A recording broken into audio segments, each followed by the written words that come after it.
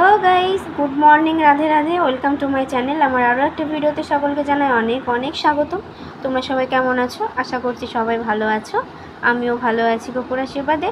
तो आज एक सप्ताह तो माई पुजो करबे, आजकेও पुजो करे निल, देखी कालके आमी करब। तो এই যে শিব ঠাকুরকে নারায়ণকে গোপু সোনাকে সবাইকে কিন্তু স্নান করানো হয়ে গেছে, মায়ের বাড়ি সিংহাসনে ফুলগুলো সাজিয়ে দিচ্ছিল। তো চলো দেখতে থাকো আজকের ব্লগটা। আজ রয়েছে শ্যুট, আজকে কিন্তু আমার সাথে সাথে আমার বোনেরও শ্যুট রয়েছে। ওকে অ্যাকচুয়ালি মা দুর্গার সাজাতে হবে, ওর ক্যারেক্টারটাই রয়েছে মা দুর্গা। তো ও কিছুতেই নথ পরবে না, আর নথ ছাড়া তো মা দুর্গার সাজ ঠিক মানায় না। ওকে আরও ভালো সাজাতে পারতাম, কিন্তু হাতে না একদমই টাইম ছিল না। বোন উঠেছিল 9টার সময়, আর আমাদের শুটিং টাইম দেওয়া ছিল 8টা। তাহলে ভাবো, তাও 1 ঘন্টা লেট। এতটা তাড়াতাড়ি যে এতটুকু সাজাতে পেরেছি ওটাই অনেক। তাও কিন্তু ওকে বেশ সুন্দর লাগছিল, মানে মা দুর্গাই লাগছিল।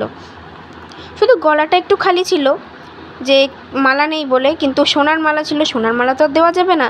আর আমার যা নেকলেস ছিল সেসব কিছু এই সাজের সাথে মানাচ্ছিল না, তাই আর একটা ছোট চোকার দেওয়া হয়নি। ও বলছিল যে তোমরা আমাকে নথ পরিও না, আমি একা একাই নথ পরছি। তার জন্য দেখো একা একাই নথটা পরছিল। আর এই যে শাড়িটা দেখতে পাচ্ছ, তোমরা কি চিনতে পারছো শাড়িটা আমি কবে নিয়েছিলাম আর কবে পরেছিলাম? এটা কিন্তু আমার দুর্গা পুজোয় নেওয়া শাড়ি। আমি কিন্তু একদিনও পরিনি, সপ্তমীর দিন পরে জাস্ট ফ্রেন্ডের সাথে কয়েকটা ফটো তুলে খুলে ফেলেছিলাম। তারপরে যে আর কবে পরেছি পরিও নি। আজকে বনুকে পরালাম, সেই লাস্ট পরে। এটা নিয়ে 2বার পরা হলো। তো মালবেরি শাড়ি, কুচিগুলো একটু অন্যরকম হয়ে গেছে, কারণ আমি বড় বড় কুচি করে পরেছিলাম, আর ও যেহেতু ছোট তার জন্য। আজকে কিন্তু মিত্রা একদমই সেজে আসেনি, আমি কিন্তু বাড়ি থেকে রেডি হয়েই বেরিয়েছিলাম, কারণ আমার আজকে সেরকম একটা শ্যুট ছিল না। যত শ্যুট সব একবারে স্পটে গিয়েছিল, তার জন্য আমি নর্মালি একটা ড্রেস পরেই বেরিয়েছিলাম।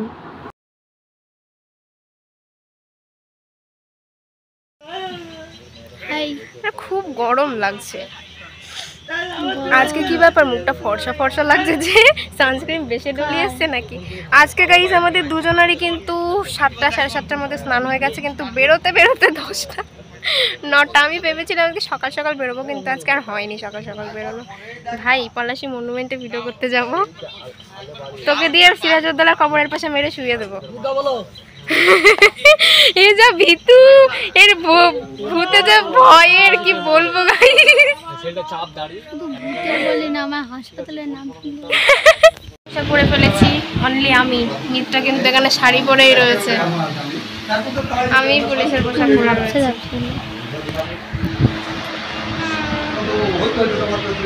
এটা পরে কেমন লাগে?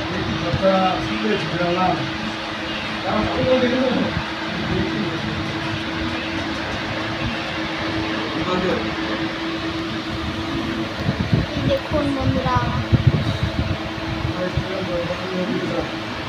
সো গাইস, আমাকে পুলিশের পোশাক পরে কেমন লাগছে অবশ্যই কিন্তু জানিও।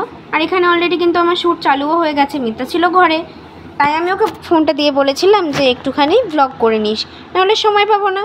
তো এই যে এখানে আমাদের পুলিশের শুটিংটাই হচ্ছিল।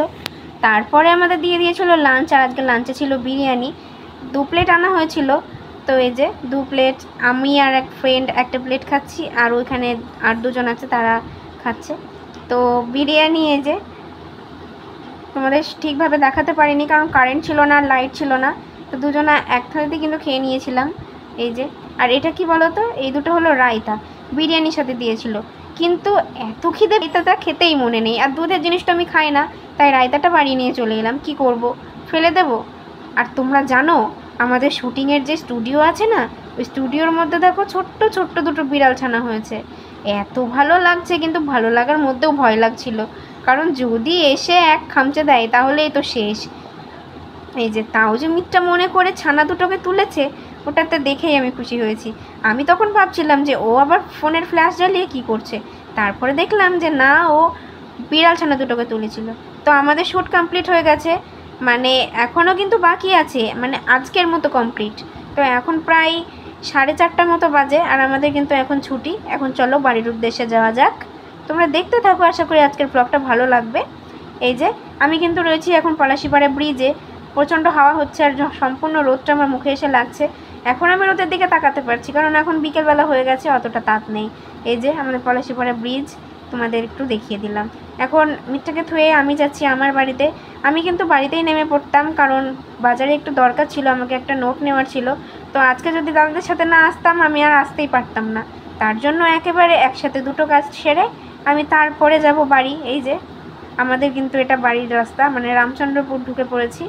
আর এই যে সামনে রয়েছে একটা ইটভাটা, আর দুই সাইডে এরকম জানো তো মাঠ, আর মাঝখান দিয়ে রাস্তা। বাড়ি এসে এত গরম লেগেছে, ফ্রিজে জল বসানো নেই বলে কি করছি দেখো, আমি বরফ গুলে নিয়ে জলের সাথে খেয়ে নিয়েছি, এত গরম লেগেছে আমার। ভিডিওটা কেমন লাগলো অবশ্যই কিন্তু তোমরা জানিও। ভালো লাগলে লাইক, কমেন্ট, শেয়ার এবং সাবস্ক্রাইব করে যেও। আর হ্যাঁ, বেশি বেশি করে শেয়ার করে দিও। তো চলো, দেখা হচ্ছে কালকের অন্য একটা ভিডিওতে। সবাই গোপুর আশীর্বাদে ভালো থেকো, সুস্থ থেকো, সাবধানে থেকো, অ্যান্ড নিজেদের টেক কেয়ার করো। Love you all guys, by.